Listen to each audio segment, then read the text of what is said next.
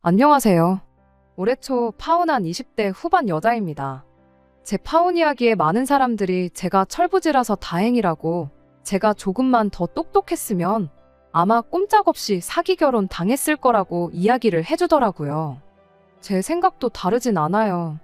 그래도 이 파혼이 저를 인간으로서 한층 더 성장시켜주는 계기가 되지 않았나 싶네요. 처음에는 다 콩깍지 때문에 시작된 거나 마찬가지입니다. 결혼하기에 마땅한 사람이 곁에 있으면 굳이 30살 홍기가 찰 때까지 기다릴 이유가 뭐가 있나 싶었어요.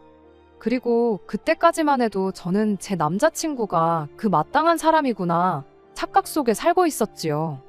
청혼도 제가 먼저 했어요. 꼭 연애 몇 년 더 하고 결혼해야 하는 이유가 있냐? 지금 하나, 내년에 하나, 내후년에 하나, 우리 둘이 결혼하는 건 똑같은 거 아니냐고 남자친구한테 제가 먼저 물었죠. 그 말을 했을 때만 해도 알겠다고 하루빨리 결혼해서 행복하게 살자던 남자친구였는데, 막상 그로부터 며칠이 지나 본격적인 결혼 이야기가 오가기 시작하니 남자친구가 별로 의욕도 없어 보이고, 결혼에 관한 이야기가 나오면 의도적으로 피하고 어려워하는 듯한 모습을 보여왔습니다. 만날 때마다 제 앞에서 무슨 이야기를 꺼낼까 말까 하는 모습을 몇 번 보다가 답답해진 제가 먼저 무슨 하고 싶은 말이라도 있는 거냐고 먼저 물어봤죠. 그리고 그제서야 남자친구가 저한테 사실은 자기가 부모님과 사이가 안 좋다는 이야기를 꺼내왔고요. 이야기를 들어보니 남자친구가 부모님하고 연락 안 하고 지낸 지가 벌써 수년 세월 지난 상황이랍니다. 그러고 보니 연애 1년 하는 동안 남자친구가 부모님에 대한 이야기 한 번 따로 한 적 없었고, 명절 때나 응당 부모님하고 시간을 보내야 할 그런 날들마다 어디 안 가고 집에 있고 그랬던 게 생각이 나더라고요. 남자친구가 힘들게 털어놓은 이야기는 이랬어요. 본가가 지방에 있고 자기는 대학교 때부터 집에서 나와 따로 살게 되었다고요. 그런데 그렇게 혼자 집에서 떨어져 나온 이유가 집안 형편이 어려워서 그랬던 이유가 가장 컸답니다. 대학교 들어갈 때쯤 해서 부모님이 하던 사업이 안 좋아지면서 부모님이 대학 가지 말고 일이나 해서 아버지 사업에 돈을 보태라고 했답니다. 당장 남자친구가 그 나이에 아르바이트 해봐야 그 당시 시급으로는 한 달에 100만 원 버는 것도 힘든 상황이었대요. 그런데 100만 원 남짓한 돈 보탠다고 뭐 망해가는 아버지 사업이 살아나기나 하냐고 대들었다네요. 그랬더니 부모님이 하는 말이, 네 말대로 꼴랑 네가 가져다준 100만 원으로 사업이 살아나는 건 아니지만 네가 대학만 포기하면 아낄 수 있는 돈이 얼마나 되는지 알고나 하는 소리냐고 그랬답니다. 말인즉슨 대학교 들어가서 나가는 남자친구 생활비부터 시작해서 학비까지 어떻게 도와줄 형편이 안 되었다는 거예요. 남자친구 부모님 입장에선 그런 사실을 직접적으로 말하기가 너무 마음이 아파서 그냥 직장이나 알아보라고 최대한 돌려서 말했던 거였다는데, 남자친구는 그동안 노력해온 것도 있고 학교까지 붙었는데 빚을 내서라도 도와주지는 못할 망정 꿈을 접고 돈이나 벌라는 부모님에게 크게 실망을 했다는 거죠. 그렇게 혼자서라도 잘 먹고 잘 살겠다 말하고 부모님 뜻을 거역하고 혼자 서울로 도망치듯 올라왔다는 겁니다. 그 뒤로 부모님하고 연락을 아예 안 하고 지낸 건 아닌데, 학자금 대출 받아서 학교 다니고 아르바이트 하면서 혼자 지내는 생활비 마련하는 자기한테 돈 좀 빌려줄 수 있냐는 연락을 받고는 그 뒤로 부모님한테 질려서 아예 연락을 끊고 지냈다고 해요. 군대 갈 때도 일부러 집에 말도 안 하고 혼자 다녀왔고, 대학교 들어가고부터 지금까지 부모 없이 고아처럼 혼자 지냈다. 이후에 자기가 이렇게 직장도 생기고 잘 풀렸지만 선뜻 부모님하고 다시 연락하고 지낼 용기가 생기지가 않아서 여전히 죽었는지 살았는지 소식도 모르고 지내고 있다. 뭐 그런 이야기를 하더군요. 그중에서 다시 연락하기 가장 두렵게 만들었던 건 그 이후로도 시간이 한참 지났는데 여전히 집안 형편이 어려운 상황이고 자기가 자리를 잡았다는 이야기에 혹시나 집에서 돈을 또 요구해오지 않을까, 그게 가장 무서웠대요. 그런 아픈 과거를 이야기하는데 참 오만 가지 생각이 들더라고요. 연애기간 1년, 긴 시간은 아니지만 그래도 남자친구가 그런 과거를 가지고 있는 사람치고는 사람이 많이 밝다고 생각했거든요. 부모님 지원 없이 혼자 힘으로 생활비 마련해가면서 대학교를 졸업하고 회사도 아는 사람이면 알만한 국내 내노라 하는 좋은 회사 중에 한 곳을 들어간 것도 참 대단하다 싶었어요. 저는 부모님 지원 받을 거 다 받으면서도 학교에서 성적도 그렇게 좋은 편도 아니었고 취직도 결국 지망하던 회사에는 면접 한번 못 가보고 합격한 회사들 중에 적당한 회사 골라 들어가서 다니고 있었으니까요. 아무튼 그동안 실없는 농담하고 그러던 모습과는 다르게 남자친구가 아픈 과거를 딛고 자수성 가한 진국 중에 진국이었구나 하는 생각이 들기도 했습니다. 저와 비교해서 모자랄 게 없는 그런 사람처럼 보였죠. 사실 당장 남자친구가 부모님하고 연락을 안 하는 사이라고 해도 그게 저희가 결혼을 다시 생각해야 할 만큼의 큰 문제는 아니었다 보니 일단은 이 부분에 대해서는 나중에 짚고 넘어가자고 이야기를 했어요. 그 후로 남자친구를 저희 집에 먼저 인사를 시켰습니다. 그리고 결국 남자친구가 부모님과 관계가 소원하다는 이야기를 저희 부모님께서도 알게 되셨죠. 그 전까지야 저랑 남자친구 둘이서 부모님 없이 결혼을 한 해 만에 혼주석 양쪽 다 비워놓고 피로연 형식으로 결혼식을 올리네 어쩌네 그런 뜬구름 잡는 이야기만 주거니 받거니 하고 있었거든요. 그런데 이젠 저희 부모님도 이 상황을 알게 되셨으니 저희 부모님의 의중도 중요하다는 생각이 들었죠. 아니나 다를까 저희 부모님께서 그래도 결혼이 일륜지 대사인데 부모님이 돌아가신 것도 아닌데 어떻게 결혼 소식을 모르게 하고 결혼을 할 수 있겠냐 하고 이야기를 꺼내오셨어요. 물론 저희들 결정이 제일 중요하긴 하겠지만 그래도 도리상 결혼한다 말씀을 드리는 게 더 중요하지 않겠냐고요. 그 후에 결혼식에 남자친구 부모님이 오시는지 안 오시는지 부를 건지 안 부를 건지 혹은 혼주석을 비워두고 단촐하게 지인들만 초대해서 작게 결혼식을 올릴 건지 그건 그때 가서 정하는 게 맞는 거 아니냐고요. 저희 부모님 말이 사실 틀린 게 하나 없었다 보니 남자친구도 일단 부모님께 결혼 소식을 전하겠다고 대답을 했습니다. 그리고 얼마 뒤에 남자친구가 혼자서 고향집에 다녀오겠다는 이야기를 꺼내왔어요. 저는 왜 그런 자리를 나를 두고 가려느냐 따져 물었죠. 남자친구는 혹시 모르지 않냐고 괜히 갔다가 안 좋은 꼴을 볼 수도 있는 거고 당할 수도 있는 거고 모르는 일이지 않냐고요. 그럴 바에 맘 편하게 혼자 다녀오겠다고 하는데 암만 생각해봐도 그건 아닌 것 같았어요.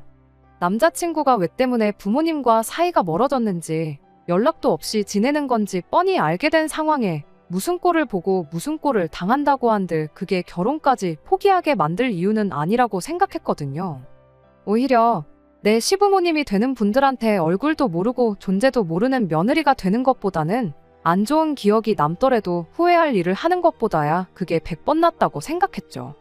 그렇게 저도 꼭같이 인사를 드리러 가야겠다 고집을 부렸더니 결국 남자친구가 저를 이기지 못하고 그럼 같이 다녀오자고 말을 꺼내왔지요. 사실 저는 부모님하고 떨어져 지낸 적이 없다 보니 남자친구 기분이 어떨지 도무지 상상이 가지 않았어요. 그래도 대학교 때부터면 10년이 넘는 세월 연락도 없이 지낸 건데 엄청 떨리지는 않을까 그런 생각이었거든요. 저조차도 그렇게 긴장이 되는데 그런데 남자친구는 10년 만에 부모님을 처음 만나러 가는 사람치고 긴장하는 모습도 떨려하는 모습도 걱정하는 눈치조차도 없었습니다. 한참을 타고 내려가야 했던 기차 안에서도 세상 아무 걱정 없다는 얼굴로 창문에 기대서 잠까지 자고 있었지요. 그리고 그렇게 남자친구의 고향에 도착을 했고 남자친구가 부모님이 기다리고 계시다는 곳에 저를 데려갔어요. 막상 약속 장소에 도착했더니 멀끔하다 못해 부티까지 나시는 두 분이 저희를 기다리고 계셨습니다. 그때까지만 해도 정말 그 자리가 눈물 없이는 볼 수 없는 그런 감동의 재회 자리가 되겠구나 싶었습니다. 남자친구는 부모님한테 내가 그동안 얼마나 외롭고 힘들었는지 아느냐 따지다가 그동안 마음고생 시켜서 죄송했다며 앞으로 효도하는 아들이 되겠다 눈물 콧물 쏟으며 질질 짤 줄 알았고 남자친구 부모님 또한 우리가 너를 다시 만나기 위해 얼마나 노력했는지 아느냐. 이제는 이렇게 다시 사업도 일으키고 떵떵거리며 살고 있다. 우리 다시 행복하게 한 가족으로 지내보자. 이런 유치한 아침 드라마 같은 내용이 펼쳐질 거라 생각했죠. 그리고 이런 재회를 가능케 만들어준 제 자신한테도 너무 뿌듯하기도 했어요. 그런데 생각보다 남자친구 부모님도 10년 만에 처음 다시 상봉한 가족치고는 서로들 반응이 시큰둥하더라고요. 밥은 잘 먹고 다니냐? 네, 잘 먹고 다녀요 하는 형식적인 인사 정도만 주고받은 게 다였어요. 10년 동안 연락도 없이 지낸 아들 안부는 밥 잘 먹고 다닌다는 말로 다 설명이 된 건지 그 이상 그 어떤 질문도 하지 않으셨습니다. 오히려 질문은 저한테 쏟아지기 시작했어요.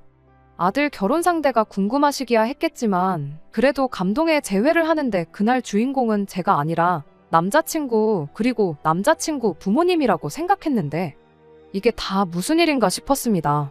직장인이냐, 다니는 회사는 이름이 뭐냐부터 월급은 얼마나 받느냐 하는 이야기부터 시작해서 저희 부모님은 뭐 하시는지, 은퇴는 하셨는지, 노후 준비는 다 되셨는지 흔히들 말하는 호구조사가 시작되었죠. 오히려 그쯤 되니까 부모님과의 감동적인 재회를 제가 괜히 따라오겠다고 고집부려서 망쳐놓은 건 아닌가 그런 생각이 들었죠. 남자친구 눈치까지 보이기 시작했고요. 그래서 두 분께 너는 언제고 다시 내려오면 되니 저 말고 아드님하고 이야기 나누시는 게 더 좋지 않겠냐고 한마디 꺼냈어요. 아직 결혼 날짜가 잡힌 것도 아니고 이런 이야기는 상견례 때 해도 되는 거 아니겠냐고 했는데도 불구하고 두 분은 계속해서 저한테 하고 싶던 질문들만 하기 시작했습니다. 그렇게 자리가 다 끝나고 나서도 뭔가 이상했죠.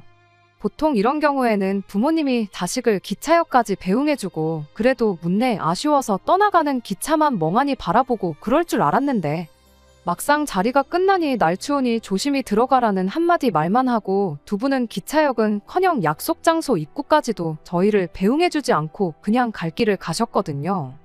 돌아오는 기차 안에서도 남자친구가 기분 나빠하는 내색 하나 하지 않고 또 편한 자세 잡고 잘 준비부터 하더라고요.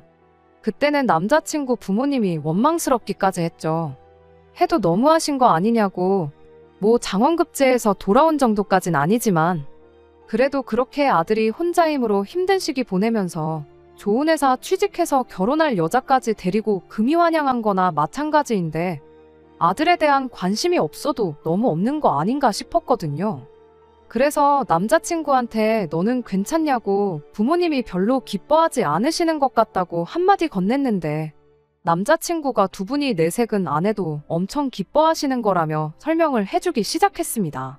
원래 이쪽 지역 사람들이 무뚝뚝한 기질이 있다는 거 너도 살면서 한 번은 들어보지 않았느냐고. 부모님이 여기 토박이라서 원래도 성격이 무뚝뚝해서 그런 거다. 그리고 언제 보든 그렇게 한결같은 게 좋은 거지. 괜히 10년 만에 봤다고 해서 나를 어려워하고 그랬다면 나도 그게 내 나름대로 부담스럽고 불편했을 거다 하면서요. 제 상식으로는 도무지 이해가 가지 않는 상황이었지만 그래도 원래 그렇다는데 그렇구나 하고 넘기는 것 말고 따로 무슨 방법이 있었겠나요? 그냥 그런가 보다 했죠. 그 뒤로 몇 주 지나서 다시 남자친구 부모님께 인사를 드리러 다녀왔어요. 그때는 집에 초대를 받아서 다녀왔고요. 집은 그동안 남자친구랑 연락 없이 지내면서 한 번 이사를 하셨대요. 집은 40평대 아파트로 두 분이 지내시기엔 조금 넓은 감이 없지 않아 있었습니다. 안에 꾸며놓은 것도 꽤나 고급지게 꾸며져 있었고요. 남자친구도 당연히 부모님 집에는 처음 와봤을 테니 화장실이 어디냐 그런 거 묻고 그랬어요. 그걸 봤을 땐 정말 10년 동안 연락 없이 지냈구나 싶었는데 막상 밥 먹을 때 보니까 또 그런 것 같지만도 않고 그러더라고요. 왜? 엄마가 해준 집밥만큼 세상 맛있는 음식이 또 어디 있겠나요? 암만 사이가 안 좋아져서 연락 없이 지냈다고 한들 10년이면 엄마 손맛이 그리워도 한참을 그리웠을 시기잖아요. 제 남동생만 해도 군대 갔다가 첫 휴가 나왔을 때 엄마가 해준 음식 먹고 싶어서 고생했다고 그렇게 유난을 떨면서 두 그릇, 세 그릇씩 먹고 그랬었었는데 아무리 기질이 무뚝뚝한 지역 사람들이라고 한들 어머님 음식 솜씨가 나쁜 것도 아니고 오히려 제 입맛에도 엄청 맛있다 싶을 정도로 좋았었는데 깨작거리면서 먹는 둥 마는 둥 하는 남자친구를 보니까 또 그런 부분은 참 이해가 안 가기도 하고 여러모로 혼란스러운 하루였습니다. 그런 와중에도 저희 결혼 준비는 나름 착착 진행되고 있었어요. 두 분이 멀리 살고 계시고 사업을 하고 있는 관계로 시간을 따로 내기가 어렵다 하여 상견례 날짜를 조율하는 데 있어서 조금 문제가 있었어요. 상견례를 안 했다고 결혼 준비를 미룰 이유는 없겠다 싶어서 저희는 저희 나름대로 열심히 결혼 준비를 하고 있던 상황이었고요. 식장이라든지 스드메 같은 것들은 따지고 보면 목돈이 들어가는 일이긴 했지만 결혼해서 살게 될 신혼집 구하는 거에 비하면 보잘것없는 비용이었어요. 그간 직장 생활하면서 제가 모아놓은 돈이 5천이었고 저희 부모님이 3억을 도와주시기로 이미 이야기가 되어 있는 상황이었고요. 남자친구가 모아놓은 돈은 3천만 원으로 월급에 비해 그렇게 많은 편은 아니었습니다. 아무래도 그동안 혼자 힘으로 쭉 살아왔고 학자금이며 이런 거 전부 대출받아서 했다 보니 당연히 당장은 모아놓은 돈이 부족할 수밖에 없다 싶었죠. 그런데 남자친구가 저희 집에서 3억을 도와주기로 했다는 이야기를 듣고는 일단 빌라나 오피스텔 전셋 같은 걸 알아보는 게 좋겠다는 이야기를 꺼내왔습니다. 저희들 모은 돈은 일단 결혼 비용과 신혼집에 마련할 살림살이 구하는 데 쓰고 대출은 최대한 없이 가는 게 유리하지 않겠냐면서요. 그래서 제가 남자친구한테 그게 무슨 말이냐 물어봤어요. 남자친구가 한다는 소리가 자기가 혼자 지내면서 학자금 갖고 그렇게 살아왔다 보니 대출 갚는 건 아주 이골이 났다고. 그러니까 형편 닿는 대로 신혼집을 대출 없이 구하고 결혼하고 나서 돈을 열심히 모으고 굴려서 그때 진짜 좋은 집으로 이사를 가자는 뜻이라며 설명을 하는 겁니다. 그렇게 나오니 솔직히 제가 돈 이야기를 하지 않을 수가 없었어요.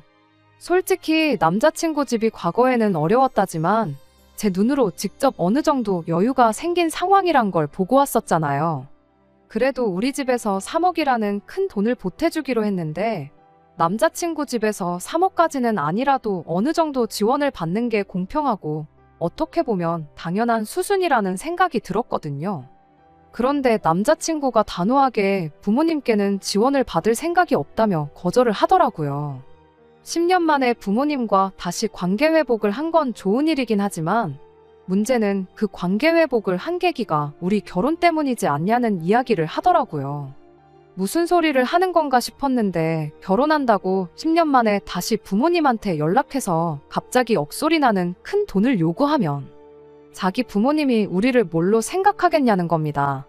말인즉슨 이 관계 회복의 이유가 다시 한 가족으로서 잘 지내고 싶어서 그런 게 아니고 돈 때문에 그런 거라 오해하실 수도 있는 거 아니겠냐는 거죠. 지난 10년 세월 자기가 얼마나 힘들게 지내왔는지 아냐면서 당장 먹을 게 없어서 돈 아낀다고 라면 한 봉 끓여서 한 끼는 면만 먹고 한 끼는 국물만 먹고 어쩔 때는 국물에 밥 말아 먹는 것도 아까워서 소면 한 봉지 사다가 남은 라면 국물로 재탕을 몇 번이나 해서 먹고 그랬답니다. 단돈 5만 원이 없어서 끼니도 거르고 했던 그런 절박한 상황에서도 부모님한테 당장 굶어 죽게 생겼으니 10,000원이라도 보내달라 연락하고 싶은 거 참아가면서 살았다는 소리죠. 그런데 이렇게 결혼한다고 10년 만에 다시 연락해서는 얼굴 2번 보여주고 결혼자금 도와달라고 1억을 달라, 2억을 달라 이런 이야기 꺼내면 자기 부모님이 진심으로 잘 지내고 싶어서 다시 연락한 게 아니고 순전히 결혼할 때 돈 얼마 받아가려고 연락한 것이라 오해를 할 거라는 거예요. 자기야 자식이니까 얼굴에 철판 깔고 그럴 수 있겠지만 사이 안 좋은 거 뻔히 아는 상황에 집에 돈 받아오라고 시킨 저를 두 분이 안 좋게 보실 게 뻔하다는 거죠. 그러니까 부모님이 먼저 마음에 우러나와서 우리한테 경제적인 지원을 해주시겠다고 먼저 말을 꺼내기 전까진 우리가 직접적으로 먼저 요구를 해서는 안 된다는 겁니다. 모처럼 회복한 부모님과의 관계이니만큼 쓸모없는 오해를 사고 싶지 않다고. 특히나 자기 혼자만이면 상관없지만 이젠 저까지 껴있는 상황이니만큼 더더욱 부모님한테 우리가 돈에 환장해서 돈 때문에 다시 찾아온 것 같은 느낌을 주고 싶지 않다고요.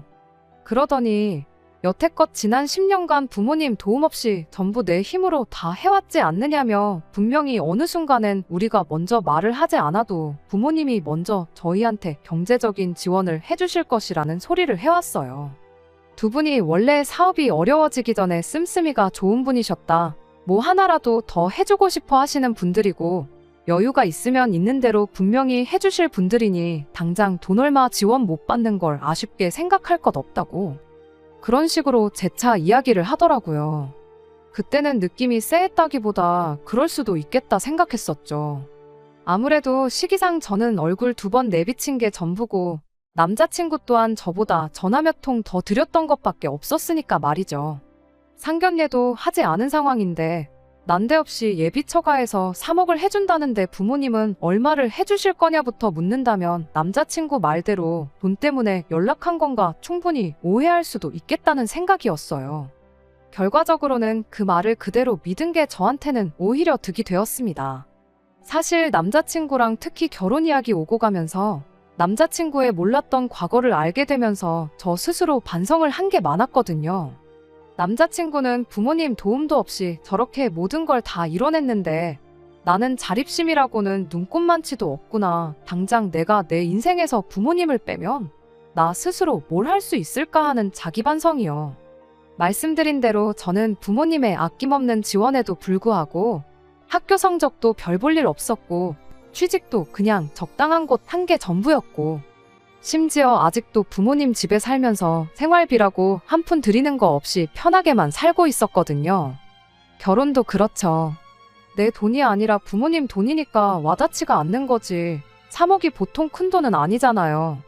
제가 앞으로 3억을 모으려면 얼마나 걸리려나 생각해보면 언제인지 확신도 안 설 만큼 까마득한 액수인데 당장 부모님이 해주신다고 하니까 3억이 돈도 아닌 것 같고 당장 3억으로 서울에 무슨 집을 구하나 싶고 그랬으니 외로움을 버티며 자립심 있게 혼자 모든 걸 다 해결한 남자친구와 비교했을 때 제 자신이 얼마나 한심해 보였겠나요. 그래서 그때 한참 고민하다가 끝내 결심을 했죠. 일단 남자친구 말대로 당장 남자친구 집에 그 어떤 지원을 기대하지 않기로요. 그리고 내친 김에 저도 저희 부모님이 지원해 주시기로 했던 그 3억을 안 받기로 결심을 했죠. 네가 안 받아오니 나도 안 받는다 홧김에 그렇게 생각한 게 아니었어요. 말씀드린 대로 남자친구가 여태껏 혼자 힘으로 이뤄놓은 것에 비해 제 자신이 너무 보잘것없고 한심해 보였기에 저 또한 남자친구가 해온 대로 부모님 도움 없이 스스로의 힘으로 살다 보면 결혼도 하는 만큼 한층 어른스러운 사람이 되지 않겠나 하는 생각이었습니다. 그리고 그날 이후 남자친구를 만나 이런 제 생각을 전해줬어요. 남자친구 말대로 우리가 결혼하는 거지 부모님들이 결혼하는 것도 아닌데 우리 힘으로 한번 어디까지 할 수 있나 해보자고요. 그랬더니 남자친구가 벙찐 얼굴로 그래도 해주시기로 한 건데 그걸 포기하긴 좀 그렇진 않느냐고 대답하길래 그렇지 않다고. 애초에 맡겨놓은 돈도 아닌데 당연한 듯 받아가는 것부터 잘못된 거라고. 형편 닿는 대로 빌라 같은 거 구해 살자고 하지 않았냐. 다행히 우리가 모아놓은 돈이 한 푼도 없는 게 아니지 않냐. 오빠는 대출 때문에 고생했던 거 생각하면 치가 떨린다고 했는데 나는 그 기분이 어떤 기분인지 모른다고. 요즘 대출 없이 사는 사람 어디 있겠냐. 당장 모자란 비용은 내가 내 이름으로 대출받고 내 돈으로 갚을 테니 걱정 말라고 했어요. 인생의 경험이 중요한 법이지 않냐고. 나도 이참에 자립심 키워서 부모님 도움 없이 어디까지 해나갈 수 있나 한번 해보고 싶다고요. 남자친구는 끝까지 저를 뜯어말렸어요. 아예 부모님한테 지원을 안 받을 생각은 아니라고. 타이밍상 지금 물어보기 조금 그래서 그런 거지. 결혼 생활하면서 차곡차곡 부모님하고 관계를 회복하면 그때 가서 얼마든 지원을 받아올 거라면서 저를 설득하기 시작했고요. 저는 그런 남자친구의 제안에 그건 그때 가서 생각하자고 했습니다. 그때가 왔을 때 애초에 우리가 성공해 있으면 그 돈은 아예 안 받아도 되는 돈 아니겠냐고요. 역으로 그때가 왔을 때 우리가 경제적으로 허덕이고 힘든 상황이라면 그럼 그때 가선 염치불구하고 부모님들 지원을 받으면 되는 거 아니겠냐 했죠. 제가 모처럼 결심한 거 내 의지를 꺾을 생각 없다고 강하게 나갔더니 남자친구도 어쩔 수 없다는 듯 그럼 우리 힘으로 한번 열심히 살아보자고 그래도 집에 가서 한번 다시 생각은 해보라고 저한테 한마디 하고는 이야기를 끝냈습니다. 그리고 남자친구와 헤어지고 나서 집에 가서도 부모님께 결혼할 때 해주시기로 한 그 돈은 안 받겠다고 말씀드렸어요. 저희 부모님께서는 그 돈은 애초에 처음부터 저 해주려고 오래전부터 굴리던 돈이고 두 분 노후나 그런 거에 아무 상관없으니 부담 갖지 말고 받아가라 하셨어요. 아니면 그냥 안 받은 셈 치고 그 돈을 가지고만 있으라고도 하셨죠. 주머니에 돈이 있고 없고 차이가 엄청 크다면서 어떻게든 그 돈을 저한테 주시려고 했는데 그럼 차라리 나중을 위해 계속 그 돈을 굴려달라고 부탁드렸어요. 나중에 더 큰 돈이 돼서 돌아올 수도 있는 거고 내가 굴리는 것보다야 부모님이 굴려주시는 게 더 안전하지 않겠냐고. 그러니 그 돈은 제가 벌써 받은 거라 치고 다시 부모님한테 맡겨놓은 셈 치겠다고 했죠. 처음에는 부모님이 돈을 지원해 주신다 하니 저랑 남자친구가 모아놓은 돈으로 호텔 결혼식이며 유럽으로 신혼여행이며 그런 허세 가득한 계획을 생각하고 있었어요. 막상 그런 거 포기하게 되면 아쉬울 수도 있겠다 싶었는데 부모님한테 말씀드리고 실제로 그 돈을 포기하게 되니 아쉽기는커녕 속이 다 후련하더라고요. 진짜 부모님의 아무런 지원 없이 혼자 힘으로 헤쳐나가게 되었구나 걱정 반, 설렘 반으로 남자친구한테 전화를 했죠. 최종적으로 부모님한테 지원 안 받기로 이야기하고 왔다고요. 그런데 그때처럼 우리 힘으로 한번 잘 헤쳐나가 보자고 한마디 해줄 줄 알았던 남자친구가 굉장히 언짢은 말투로 네가 기어이 일을 그르친다면서 저보고 살면서 세상 힘든 일을 겪어본 적이 없으니 뭐가 똥이고 된장인지 구분도 못한다는 심한 말을 하더군요. 잘 생각했다, 대견하다, 뭐 그런 칭찬 듣고 싶어서 그런 건 아니지만 다짜고짜 똥된장 따지면서 정신 못 차렸다는 식으로 이야기하니 기분이 좋을 리가 없었죠. 그래서 남자친구한테 어차피 대출도 내가 받아서 내 돈으로 다 갚는다고 했고 나중에 오빠가 지원을 받아오게 되면 그때 가서 나도 똑같이 돈을 받아오기로 했는데 뭐 문제되는 거 있냐고 곧바로 따져 물었죠. 남자친구는 끝내 제 고집을 이기지 못했습니다. 아니, 져준 척 했던 걸 수도 있죠. 말은 제가 하자는 대로 하자고 따라줬지만 실제로는 결혼 준비하면서 제가 직접 계산기 두드려보고 하다 보면 부모님 지원 없이 결혼한다고 생각한 건 말도 안 되는 거다 하고 직접 느낄 줄 알았나 봐요.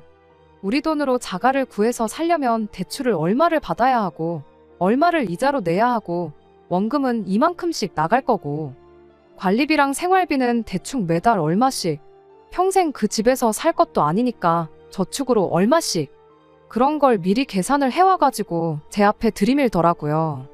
결과적으로는 제 월급으로 집 대출 관련된 거 내고 생활비까지 내고 나면 제 수중에 10만 원 정도 떨어지게 예산을 짜왔더라고요. 그러면서 너 좋아하는 옷도 못 사고 앞으로 못해도 20년은 계속 이렇게 돈이 스치듯 빠져나갈 텐데 괜찮냐고 하면서요. 그런데 여기에 저희 부모님이 해준다던 3억이 생기면 어떻게 되는 줄 아느냐 하면서 그때는 제 수중에 매달 200만 원씩은 더 여유가 생기는 거라고 하면서 어떻게든 부모님 돈을 받아오는 게 유리하다는 식으로 저를 현혹하기 시작했죠. 그래서 남자친구한테 꼭 아파트를 사서 시작해야 하는 거냐고, 오빠가 먼저 형편 맞는 대로 빌라 같은 거 들어가 살자고 하지 않았냐, 그러니까 우리 예산에 맞는 적당한 빌라를 구하던지 아니면 10평도 안 되는 작은 원룸을 구하던지 하면 되는 거 아니냐고 바로 되물었죠. 그리고 맞벌이를 할 건데 왜 생활비며 적금이며 관리비며 전부 다 내 돈으로만 계산한 거냐고, 오빠야말로 계산이 틀린 것 같으니 다시 계산해보라고 한마디 덧붙였습니다. 그런데 난데없이 남자친구가 내 돈은 계산을 안 하는 게 당연하다며 자기는 앞으로 월급 받아서 매달 200만 원씩 자기 부모님한테 붙일 생각이라는 말도 안 되는 소리를 꺼내오는 겁니다. 그게 무슨 소리냐고 했더니 10년 동안 자기가 부모님한테 불효했던 것도 있고 자기도 여러모로 계산해본 결과 200만 원이 딱 적당하다고 생각해서 드리는 거니 그 결정을 존중해줬으면 좋겠다고 다짜고짜 말을 잘라버리는 거예요. 어이가 없어서 대체 무슨 계산 방식으로 계산을 했길래 매달 200만 원씩 드린다는 말이 나오는 거냐고 그거나 알려달라고 했어요. 납득할 만한 계산이면 나도 더 말은 않겠다고 했는데 제가 철이 없는 거지 계산을 할 줄 모르는 건 아니었거든요. 그런데 남자친구는 사람을 우습게 봐도 너무 우습게 받는가 봅니다. 제가 부모님한테 받기로 했던 3억을 돌려드리지 않았냐고요. 말인즉슨 저희 부모님은 그 결정으로 인해 없던 3억이 생긴 거니 우리가 3억을 드린 거나 마찬가지가 되는 거랍니다. 제가 남자친구한테 부모님 지원 없이 10년 세월 지내온 거 본받겠다고 부모님 지원 없이 내 힘으로 살겠다고 했던 말처럼 남자친구는 제가 같은 시간 동안 부모님 곁에서 자식 노릇하면서 살아왔던 걸 똑같이 해야겠다는 거예요. 부모님한테 200씩 드리다가 그게 3억이 되면 그때 그만 드릴 테니 그렇게 알라고요. 제가 부모님한테 자식 노릇이라고 해봐야 부모님 재산 파먹으면서 지낸 거 말고 뭐가 있었겠냐 했더니 그냥 같이 있어주는 것만으로도 효도가 아니겠냐는 겁니다. 이미 지나간 세월, 그걸 어떻게 돌려놓을 수는 없고 대신 자기는 앞으로 10년간 효도를 하겠다는 거죠. 그리고 사는 거리가 떨어진 만큼 직접적인 효도는 할 수가 없으니 대신 그 효도를 돈으로 하겠다는 겁니다. 그건 또 무슨 말도 안 되는 계산 방법이냐고 물었더니 남자친구가 끝까지 물고 늘어지더군요.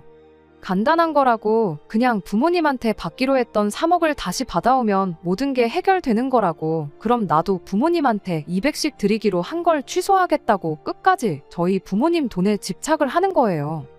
대출은 내가 받아서 내가 갚겠다 했으니 말도 안 되는 가계부 미리 만들어 와서 떠들어대는 건 그렇다 쳐요. 하지만 제가 저희 집에서 주기로 했던 3억 안 받겠다고 한 걸 우리가 저희 부모님한테 3억을 드린 거랑 마찬가지라고 계산하고, 그것도 모자라 양가 공평하게 하겠다며 부모님한테 3억을 드릴 때까지 매달 200만 원씩 보낸다는 게 말이나 되는 소린가요? 사람을 우습게 봐도 정도가 있지 끝까지 들어줄 필요도 없겠다 싶었고, 남자친구한테 다시 생각 좀 해보겠다 말하고 그냥 집에 돌아왔습니다. 다시 생각해보겠다는 그 말이, 제 말은 이 결혼에 대해서 다시 생각해보겠다는 소리였는데, 남자친구는 그걸 제가 부모님한테 다시 3억을 받아올 건지 말 건지 다시 생각해보겠다는 뜻으로 이해했나 봐요. 그 돈만 있으면 자기도 더 억지를 안 부릴 테니 잘 생각해보라고 그렇게 말 한마디 던지고는 더 우기지 않고 저를 집에 그냥 보내줬으니까요. 그렇게 한 이틀 정도를 혼자 고민했어요. 이 결혼을 해야 하나 말아야 하나.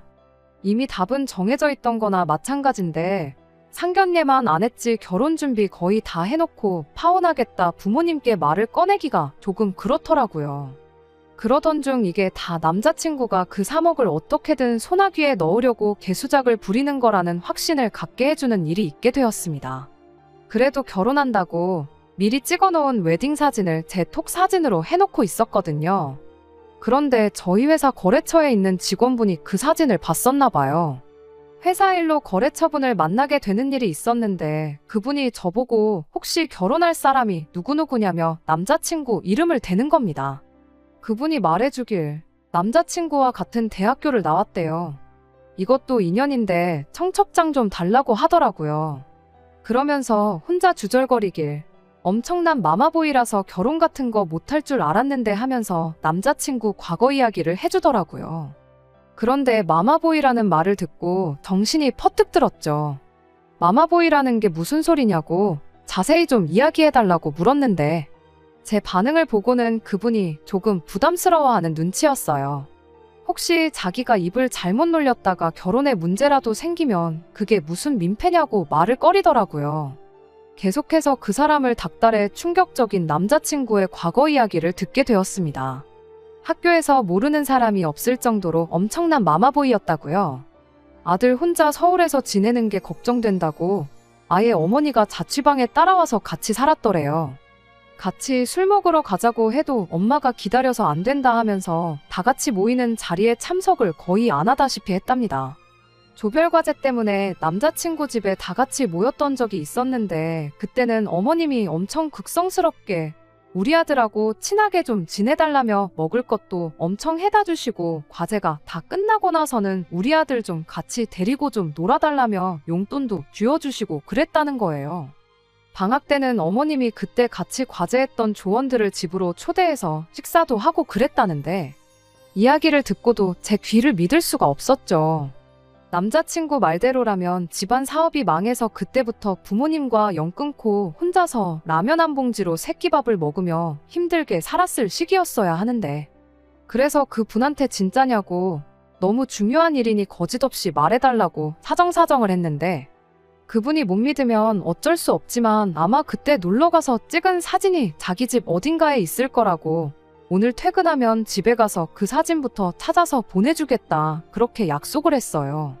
그날 저녁 진짜로 그 거래처분이 남자친구와 남자친구 부모님 댁에 초대받아 다녀온 사진을 보내줬는데 사진 안에는 남자친구와 예비시 부모님 두 분 다 정확하게 사진 속에 찍혀 있었어요.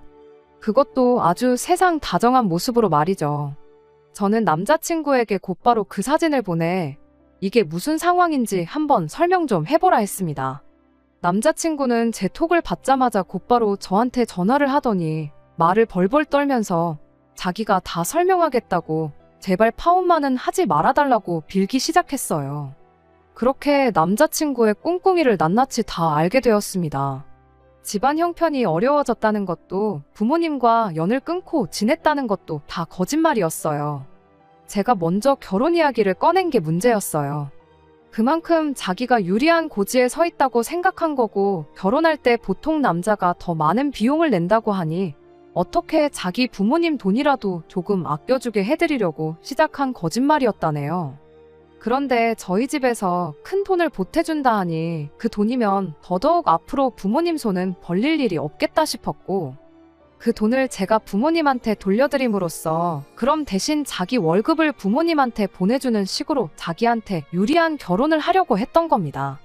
그 자립심 강하고 그저 어른스럽기만 했던 남자친구가 사실은 자기 부모님 돈 아껴주겠다고 저와 사기 결혼을 시도한 천하에 둘도 없는 인간 쓰레기였던 겁니다. 제발 파혼만큼은 하지 말아달라고 하는데 파혼이 문제겠냐고 사기죄로 고소해서 아주 콩밥을 먹여주겠다고 강하게 나왔어요. 남자친구는 더 이상 방법이 없다고 생각했는지 아주 뻔뻔하게 나오더라고요.